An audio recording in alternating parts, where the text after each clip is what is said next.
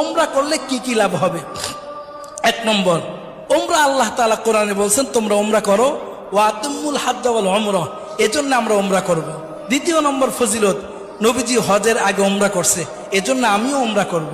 তৃতীয় নম্বর, যেই ব্যক্তি ওমরা করবে ওই ব্যক্তি নবীজি বলছেন সে যেন আমার সাথে সাক্ষাৎ করলো, সুবহানাল্লাহ।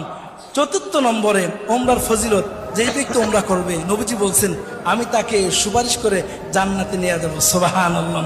পঞ্চম নম্বরে, ওমরা করতে গিয়ে আমরা বাইতুল্লাহতে নামাজ পড়ি, 1 রাকাত নামাজে 1 লক্ষ রাকাত নামাজ পড়ার সওয়াব পেয়ে যাব, সুবহানাল্লাহ।